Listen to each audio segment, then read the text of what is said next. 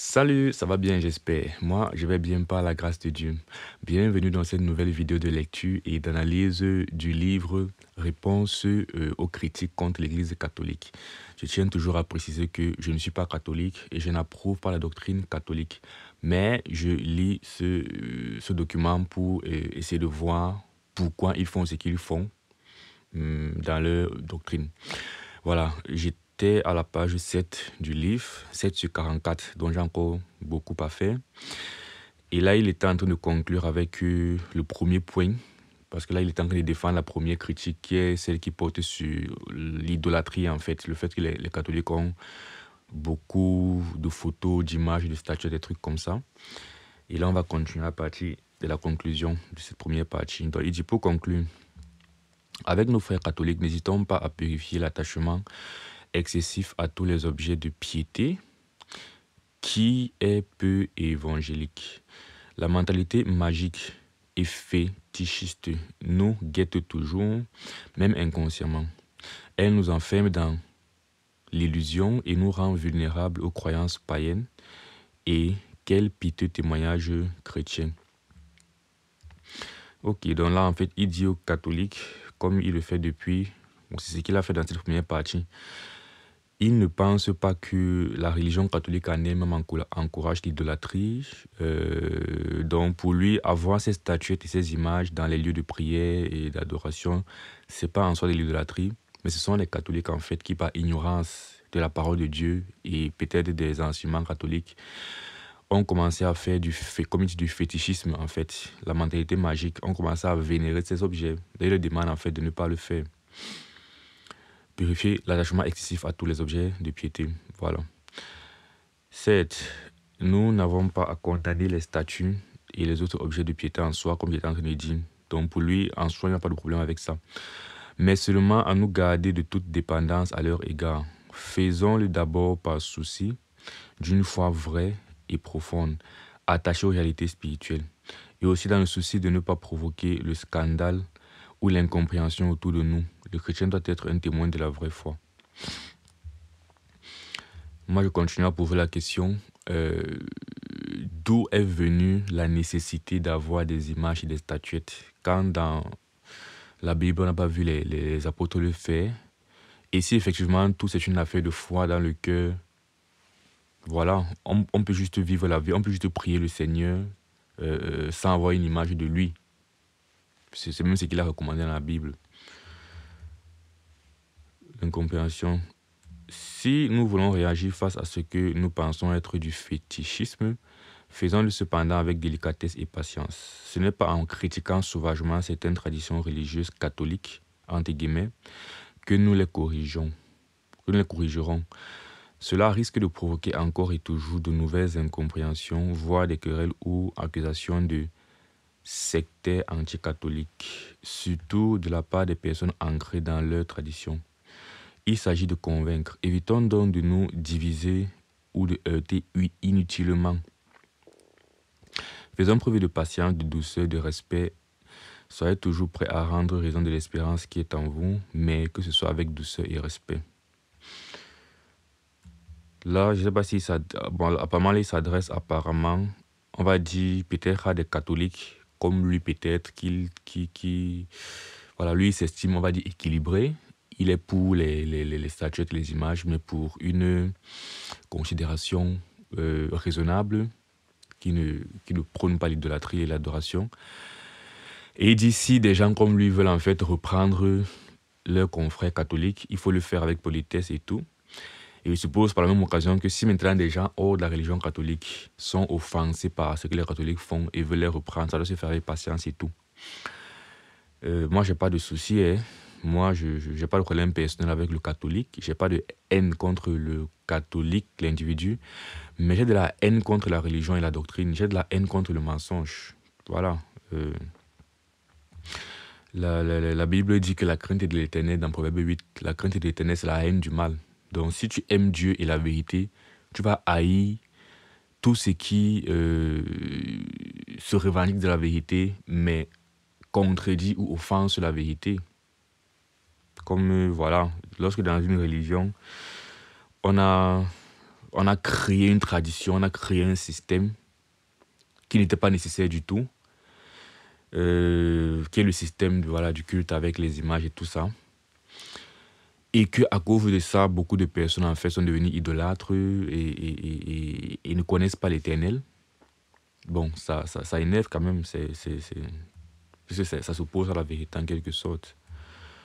Et je vais toujours continuer à réitérer que pour moi, il faudra voir les premières vidéos pour comprendre ça. Mais pour moi, dans le principe, le fait de mettre des images, statuettes et tout ça, dans les lieux de prière est idolâtre en soi.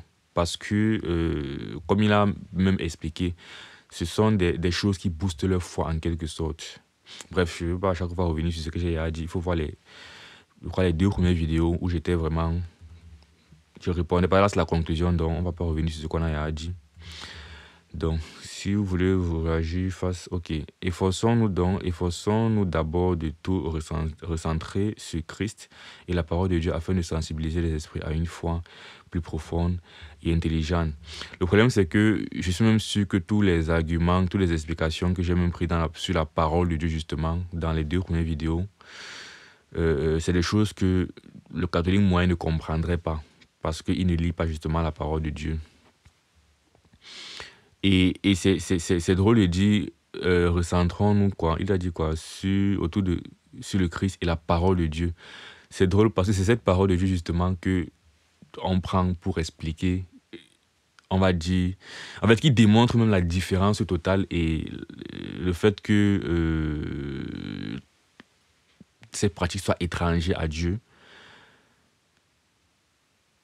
Qu'il veut qu'on... Bref, c'est difficile. Il dit qu'on ressent tout sur la parole de Dieu, alors que cette parole même est justement en train de les prouver, en fait,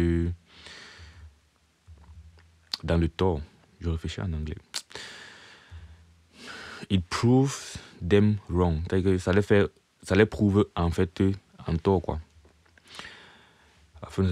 Ok, mais en cas de fétichisme ou d'idolâtrie manifeste, comment ne pas réagir avec un zèle jaloux pour la vraie foi? C'est de ça qu'il parlait, le vrai jaloux, le zèle jaloux. Comme Jésus avec les marchands du temple ou Moïse face au veau d'or. Il n'y allait pas de main morte pour purifier la maison de Dieu. Amen. Alors, à ceux qui accusent l'idolâtrie du catholisme. Ah, ok, donc là, il parlait d'abord, il a commencé par dire à nos confrères, à nos frères. Ok, donc toutes ces premières parties concernaient en fait les catholiques. D'accord. Maintenant, à ceux qui accusent d'idolâtrie le catholicisme, rappelons la parole de Paul. Tout est pour qui. Tout est pu pour qui est pu. L'usage des signes, saintes images, est pu pour qui adore Dieu en esprit et en vérité. Ça, c'est un record d'utilisation de versets hors contexte qu'il vient de faire. C'est-à-dire qu'en une phrase, il a utilisé 2 versets. Ça veut dire que hors contexte. S'il faut juste utiliser titre 1.15 hors contexte, je peux également dire que... Parce que je rappelle un truc qu'il faut comprendre, c'est que l'Éternel a interdit le commandement un des commandements, c'est tu ne te feras point d'image en fait de moi. Voilà. Mais s'il faut prendre son argumentaire, il a pris titre 1, verset 15 hors contexte, que tout est pur pour celui qui le considère pur.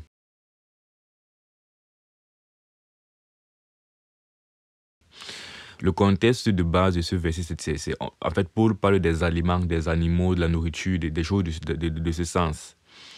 Et il dit, ces choses en soi ne sont pas pécheresses. En soi, elles sont, on va dire, neutres.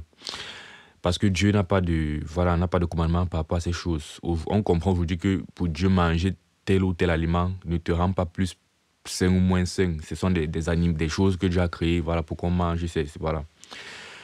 Mais il y a des personnes qui, dans leur conscience, ont des considérations particulières pour certaines choses et estiment dans leur esprit que s'ils touchent ces choses, ça va les souiller.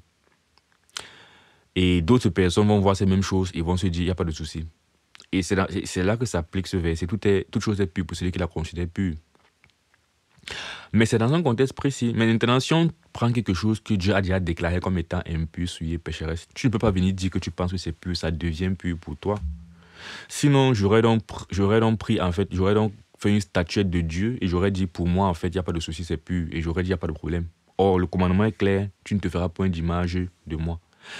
Maintenant, ils ne font pas d'image de la personne de Dieu, mais ils utilisent les images dans le même sens. C'est-à-dire qu'ils donnent une certaine place en fait à l'image dans leur façon d'exercer, de concevoir. Hein, le fait d'avoir Marie booste ma foi, le fait d'avoir les images des saints. Et je reviens tout sur le fait que les images et les photos des saints sont encore tellement déplacées parce qu'ils prient ces personnes qui sont déjà mortes.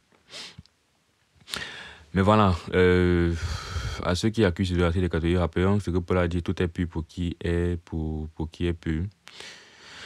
Donc moi, je reviens sur le fait que oui, lui peut-être, je ne pense pas que forcément, lui, il va forcément prier sur l'image, sur la photo, il ne sait pas trop quoi. Mais, bon, la vidéo précédente, j'ai parlé un peu de l'hypocrisie en fait. C'est que là, comme il se répète un peu, je ne veux pas me répéter également. Et pour qui adore Dieu en esprit et en vérité. Tout est pur pour qui est tout est pur pour qui est pur. Le genre des signes, c'est des images est pur pour qui adore Dieu en esprit et en vérité. Alors, avant de crier à l'idolâtrie, regardons d'abord les fruits évangéliques. Jugeons l'arbre à ses fruits. Luc 6, 44.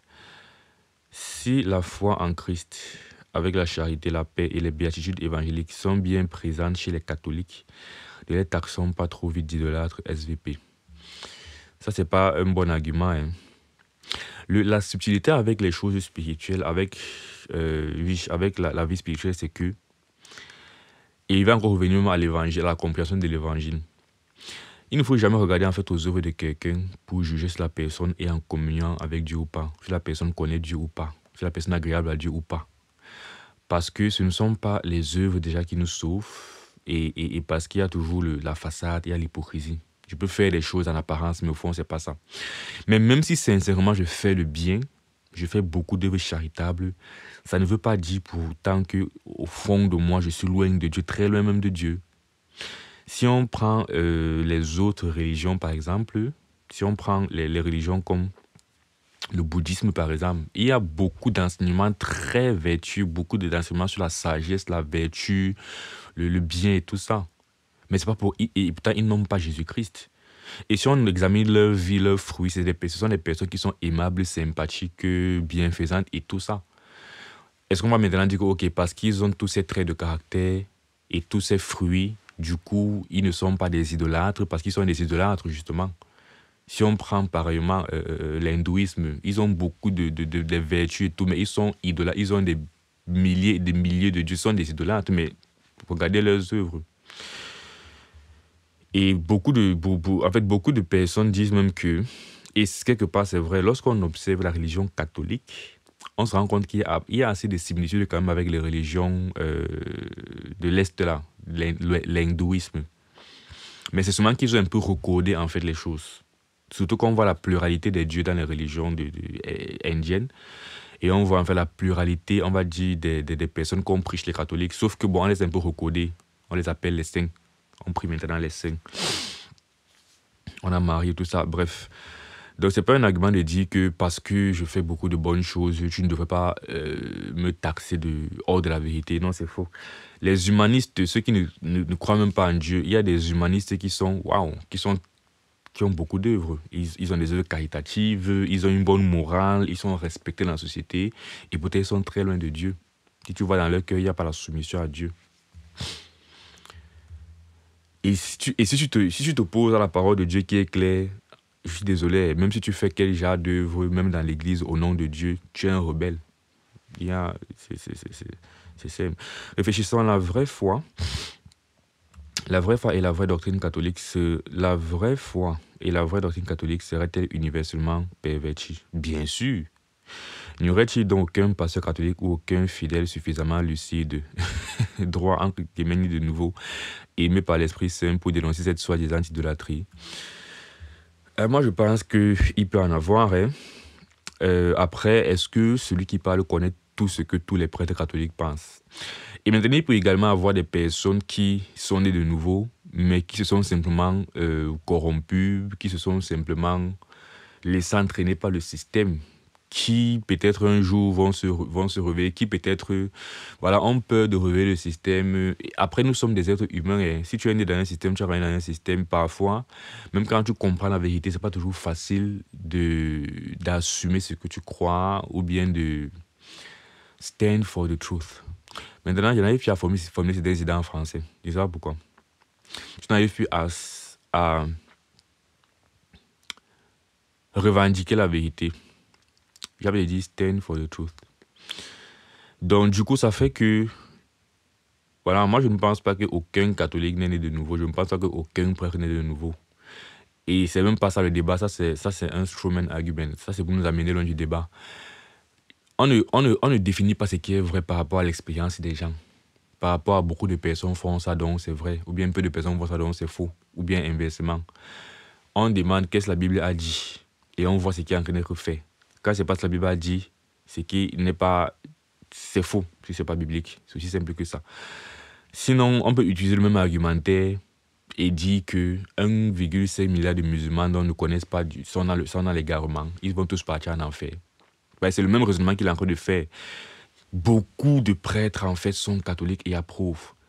Donc, c'est pas quand même possible de dire qu'aucun d'entre eux n'a la vérité, aucun d'entre eux.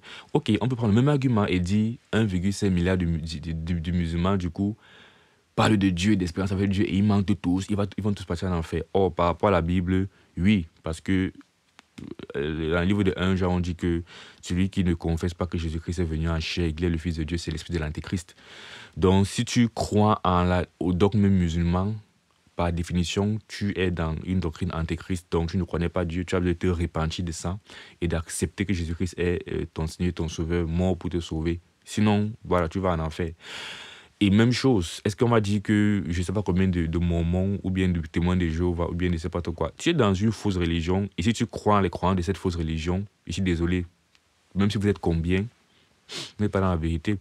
Et ça ne doit même pas être surprenant si tu comprends comment la Bible parle en général. Pour la Bible, ce n'est pas le plus grand nombre, en fait, qui connaît la vérité. Généralement, le plus grand nombre est loin de Dieu. J'en avais parlé dans une vidéo. Si tu vois un peu dans l'histoire comment les choses se sont passées, lors du déluge, par exemple, ce n'est pas la majorité des gens qui ont été sauvés. Dans un monde, il n'y a que Noé et sa famille, 8 personnes qui ont été sauvées. Si tu prends l'époque des rois et d'Élie, par exemple, on dit que quoi? Toute la nation d'Israël, en fait, s'est égarée, s'est éloignée de l'Éternel, mais il n'y a que 7000 hommes, en fait, qui sont restés fidèles à l'Éternel. Si tu prends dans Matthieu 7, Jésus a dit à la fin du monde, plusieurs lui diront Seigneur, Seigneur, en fait, plusieurs seront déçus parce qu'il va dire à plusieurs, je ne vous ai jamais connu. Pendant que plusieurs pensaient connaître le Seigneur, mais c'est finalement la minorité. Et Jésus l'a encore dit clairement dans Luc. Quand, je crois, Pierre lui a demandé, Seigneur, ce n'est que peu de personnes qui seront sauvées. Jésus leur a répondu, il faut aussi vous denter par la porte étroite parce que, voilà, beaucoup chercheront à entrer, mais très peu vont réussir à entrer. Donc, ça ne doit pas être des arguments, en fait, les arguments du nombre, on ne réfléchit pas comme ça. Si on prend toutes ces églises qui enseignent des choses terribles, mais ils font des miracles au nom du Saint-Esprit, ils font des choses comme ça, mais tous ces pasteurs qui sont dans ces églises de milliers de personnes, tant qu'ils ne sont pas conformes à la vérité, peu importe ce qu'ils font, les expériences qu'ils vivent, si ce n'est pas conforme à la vérité, on met à côté. Moi, c'est un argument, voilà. Mais après, une fois de plus, je pense qu'il y a beaucoup de catholiques qui sont sauvés, qui sont nés de nouveau, mais pour plusieurs raisons, en fait, voilà, Et il y a des catholiques qui quittent le catholicisme. C'est pas comme si tout le monde est né et meurt grandit dans les familles catholiques et meurt catholique. Il y a des gens qui viennent dans la vérité, se répandent, se convertissent, quittent le catholicisme. Je pense qu'il y a moi, je suis sûr qu'il existe des prêtres, en fait, qui laissent le catholicisme. Je connais personnellement des personnes qui sont allées au séminaire. Bon, des personnes qui m'ont parlé des connaissances de leur famille, qui sont allées au séminaire et qui ont vu que le séminaire, vraiment, ce qu'on enseigne là-bas, c'est pas la vérité du coup. Et j'ai rencontré, lorsque je prêchais l'évangile, un homme. Ça, c'est un homme que j'ai parlé avec lui pendant des heures, à 2 reprises, qui est allé au séminaire. Et lui, en fait, il avait des questions. En fait, parce qu'il questionnait, en fait, ce qu'on enseignait là-bas, il a eu des problèmes. Et il a dû quitter le séminaire. Et voilà, donc, ce n'est pas tout le monde qui est forcément dans un rôle de dirigeant dans le catholicisme qui approuve tout ce qui se fait. Voilà. Et l'homme en question, c'est un homme, quand tu parles avec lui, c'est un homme qui a compris, qui a reçu le Seigneur, qui marche avec le Seigneur. Donc, s'il avait par exemple forcé sous la pression de sa famille qui voulait absolument qu'il soit peut-être prêtre, il serait peut-être catholique, mais sauvé, parce que c'est un père, moi je pense, il a reçu le Seigneur, mais après, voilà, il aurait pu, sous la pression, c'est pas tout facile d'exprimer ce que tu crois. Mais ce que tu crois reste vrai dans ton cœur. Et maintenant, lorsque vraiment voilà, par la grâce de Dieu, généralement, quand tu as la vérité en toi, tôt ou tard, tu vas finir par quitter le mensonge. Donc, parfois, si ce n'est qu'une question de temps avant qu'un catholique n'ouvre les yeux et ne quitte. Ou bien ne commence en fait à se rebeller ou à faire autrement. Alors, tous les catholiques, clercs ou laïcs, seraient-ils aveugles et ignorants de la Bible au point de sombrer dans la plus vile des hérésies et des idolâtries? Donc, il faut rester concentré parce que quand il dit tout, il prend un extrême où on aura forcément envie de répondre que non, c'est pas possible. Moi, je ne pense pas que tous les catholiques ne sont pas sauvés, tous ne comprennent pas Dieu, tous machin truc. Mais je pense que je ne veux pas qu'on parle des personnes, je veux qu'on parle des enseignements, du doctrine, des idées qui sont véhiculées par cette doctrine et qu'on juge les idées. Parce que si on regarde aux personnes, on va commencer à être émotionnel, on va commencer à vouloir être rationnel et rationaliser la vérité. Alors que voilà, il y a des choses que on prend comme c'est dit. Seraient-ils tous à ce point stupides ou de mauvaise foi? Je reviens pas sur ce que j'ai déjà dit. Certes, nous l'avons reconnu sur la piété populaire penche trop facilement au fétichisme, à la superstition ou à la mentalité magique. Nous devons le reconnaître et y remédier. Mais de là à penser sérieusement que tout le catholicisme verse dans l'idolâtrie, c'est faire preuve de peu de réflexion et prendre la Bible aveuglement à la lettre. Je ne vais pas être très long. On va bientôt arrêter là. Ok. Cessons de nous diviser sur des querelles d'images, des querelles finalement très semblables à celles des viandes sacrifiées aux idoles du temps de Paul. J'ai rebondi sur tout ça, donc j'espère que vous comprenez. Efforçons-nous plutôt de dénoncer davantage les véritables idoles, beaucoup plus subtiles et séduisantes que des autres, celles que dénonce vraiment la parole de Dieu, à savoir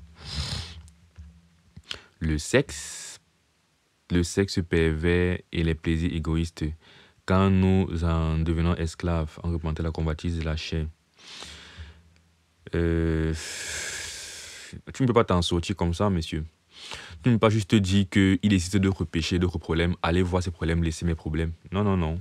Tu vois, et personne ne passe toute sa vie à critiquer uniquement un seul problème chez les catholiques. Si on ouvre le débat, qu'est-ce qui se passe chez les catholiques concernant les images, on est sur ce débat et là on va dire c'est problématique parce que voilà, il y a une tendance à l'idolâtrie. Et puis, oui, il y a d'autres problèmes. On va traiter les problèmes du sexe plus tard. Et concernant le sexe pervers dont il parle, j'ai parlé dans la vidéo précédente des idées du pape en fait sur l'homosexualité. Parlons justement du sexe pervers, où il y a une sorte d'hypocrisie. J'invite encore à partir regarder cette vidéo. Mais en gros, c'est que quoi? Il dit en gros que l'Église n'est pas pour le mariage homosexuel, mais il voudrait créer un cadre en fait légal qui protège l'union homosexuelle. Donc c'est un peu hypocrite. De la bouche, je ne veux pas qu'ils se marient. Mais si je voudrais bien qu'ils puissent avoir un statut où ils vont avoir ce type de relation qui est en abomination à Dieu, et là ça passe. Mais moi je ne veux pas qu'ils se marient. Je ne veux pas en fait que le sacrement du mariage leur soit donné. Hypocrite. Et c'est le chef de l'Église suprême, c'est le chef suprême de l'Église sur terre d'après eux. Donc parlant justement du sexe pervers, il y aurait toujours un problème si on regarde le catholicisme. Autre idole d'après lui, l'argent, oui, je suis d'accord. L'argent, quand il devient maître, maman, blablabla, le pouvoir et la gloire humaine, en augmentant la convoitise des yeux. Et n'oublions pas les cultes aux esprits, aux ancêtres, aux astres et aux puissances occultes avec le recours aux grilleries et aux pratiques traditionnelles qui contredisent la foi chrétienne, sacrifice et tout ça, l'astrologie, les pratiques divinatoires, l'occultisme. Mais pratique divinatoire, par définition, ça, quand tu pries Marie, c'est ce que tu es en train de faire. Tu es en train de... Ou bien l'occultisme, lorsque tu pries quelqu'un qui est mort, l'ésotérisme, tout ça, c'est la même chose que vous faites. Toutes ces pratiques sont réellement idolâtres et en abomination pour l'Éternel. Tu viens de te condamner toi-même. parce que par définition, prier Marie, c'est prier un monde, c'est dans la divination, c'est dans l'occultisme. Mais je voudrais aussi dire que, voilà, tu ne peux pas simplement dire qu'il y a des plus graves problèmes, laisse mes petits problèmes. Encore que le problème de l'idolâtrie dont on parle dans le milieu catholique n'est pas un petit problème, c'est un problème grave, c'est un problème qui touche à la compréhension de l'évangile et au salut. Donc c'est un truc aussi, c'est que vraiment on a raison sur ces critiques qu'on porte sur le catholicisme. C'est des gens qui partent en enfer parce qu'ils n'ont pas Christ, ils n'ont pas la vérité, ils n'ont pas Dieu en fait. Donc c'est pas un petit problème. Mais même si c'était un petit problème, ce n'est pas juste de dire il y a des problèmes plus graves, laisse mon petit problème. Parce que la vie chrétienne, c'est une affaire de sanctification. Pour un début, on se débarrasse des grosses tâches. Et plus on avance, plus les choses sont les plus petites, on veut s'en débarrasser. Le Seigneur, c'est un peu comme l'argument des gens qui disent souvent que ne parle pas de mon habillement, regarde ma relation avec Dieu dans mon cœur. Mais le Seigneur, si tu lis la loi de l'Éternel, par exemple, Dieu a fait des chapitres où il explique le type d'habillement que le sacrificateur va porter, par exemple. Si les détails n'étaient pas importants, Dieu ne ferait pas des chapitres sur la couleur, le design et tout ça de l'habit qu'il faut porter. Et dans le Nouveau Testament, tu as la même chose. Tu as l'apôtre qui traite souvent des questions de salut importantes, mais parfois les questions de comportement, humilité, vol, insultes, les petits trucs comme ça, la querelle, même les blagues. Pour la parler du fait que voilà, il ne faut pas qu'on fasse de blagues déplacées, contraires à la bonne séance. Donc, on ne peut pas dire que laisse mon petit problème, va voir les plus graves problèmes. Non, non, non, on traite de tous les problèmes, mais c'est qu'il y a un temps pour tout. Et on dépense plus d'énergie sur les choses les plus graves et moins sur les moins graves, mais on parle de tout. Donc, voilà. Et là, ainsi, finit donc sur la question de l'idolâtrie. Et prochainement, on va commencer avec les papes et les monseigneurs. Donc, la papauté. Ok, on garde ça pour la prochaine fois. C'est la fin de cette vidéo. J'espère que... Voilà, je t'ai donné matière à réfléchir parce que moi, c'est mon analyse. Je dis ce que je pense. J'essaie de juger les choses bibliquement et en fait, d'ouvrir l'esprit à peut-être un catholique. Réfléchissons, ne prenons pas... faut pas avoir cette confiance aveugle dans le système dans lequel tu es. Moi, personnellement, je m'identifie à aucun système. Je ne défends vigoureusement aucun système. Présentement, voilà, ce qui m'importe, c'est que dit la Bible. Et même dans mon église, c'est pour ça que j'ai quitté ma première église qui est protestante. Parfois, on se dit que ce sont les protestants qui sont contre le catholicisme parce qu'on a endoctriné les protestants, on les rebelle contre le catholicisme. Mais j'ai été protestant et j'ai fini par comprendre qu'ils ne sont pas différents des catholiques. C'est des catholiques dilués. Alors si j'étais dans cette optique de défendre mon système à tout prix, je ne serais jamais quitté protestant et je les défendrai aujourd'hui. Mais non, il s'agit de dire qu'est-ce que la Bible a dit. Et même étant protestant, je critiquais en fait ce qui se faisait. C'est que pour un certain nombre de raisons, j'ai jugé bon de quitter. Et si tu veux, tu restes. Mais mon problème, c'est pendant que tu es dans un système, il faut que dans ton cœur, les choses soient à l'endroit. Il faut que tu saches que ce qu'on fait, ce n'est pas normal, au moins. Voilà. Et que tu ne prennes pas part. Maintenant, si tu veux, tu restes. Si tu veux, tu t'identifies à ça. Mais en fin de compte, Dieu va te juger par rapport à la vérité que tu as reçue et par rapport à ce que tu en as fait. Et si tu n'as pas la vérité, il va te juger parce que tu dois chercher la vérité, la connaître et la mettre en pratique. Voilà, je ne vais pas être plus long. On se retrouve dans une prochaine vidéo. J'espère à dimanche prochain. J'ai envie de faire cette analyse aussi chaque dimanche. Et du coup, finir aussi le livre. Sinon, après, je n'avance pas. Donc, j'espère à dimanche prochain pour la suite de la lecture. Porte-toi bien d'ici là. Que je te bénisse. Ciao.